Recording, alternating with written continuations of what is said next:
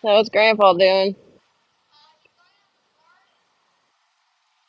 I get him in the video. There he goes. Alright, so we're doing disclaimers for the Virgo or ESFJ videos. I've done this before, but I will do it again.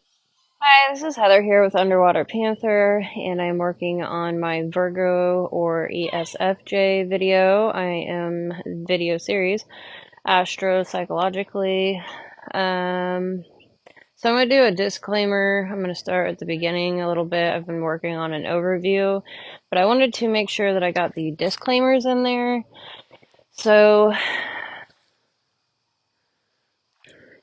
not all Virgos or any sun sign will express their personality type the exact same.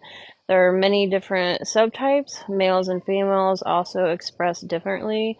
Your Mercury placement could even potentially be more prominent than your sun sign. So if you're into astrology, look into your Mercury.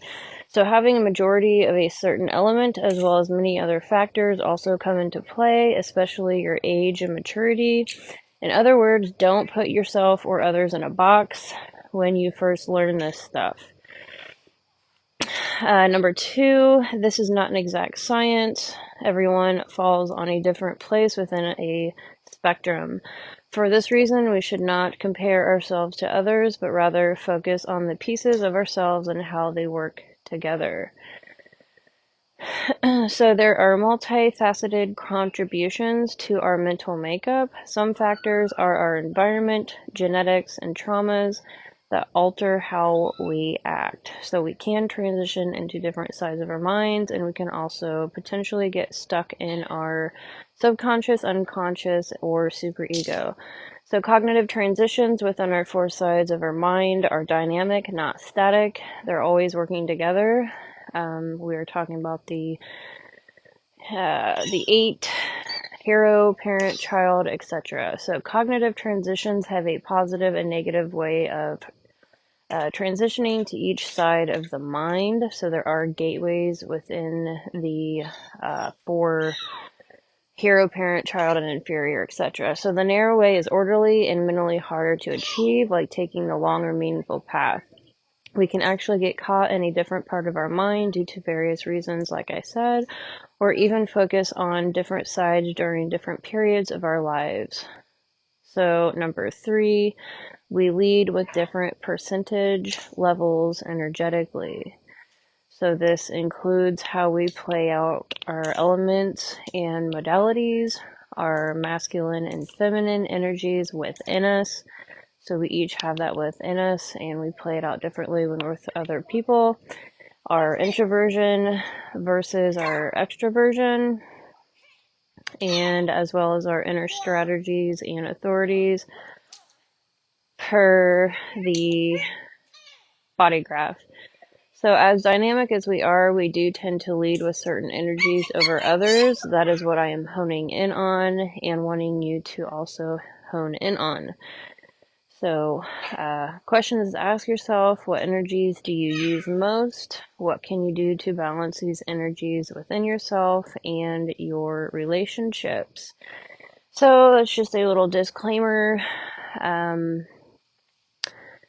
I do take into consideration the sun sign astrologically as our ego, and our Mercury is our thinking and communication. So, those two put together, in my opinion, make up the vast majority of our ego.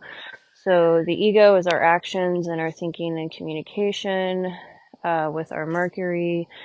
That doesn't kick in, I've noticed, until about age 30. So 30 is a huge psychological milestone. I would focus on your sun sign up until you're probably 30 or so. Emotionally, we play out our sun sign more, I do believe, And just remember that 30 is really a huge leap in your mentality. I don't consider people to be an actual adult until we are 30. So take that all into consideration.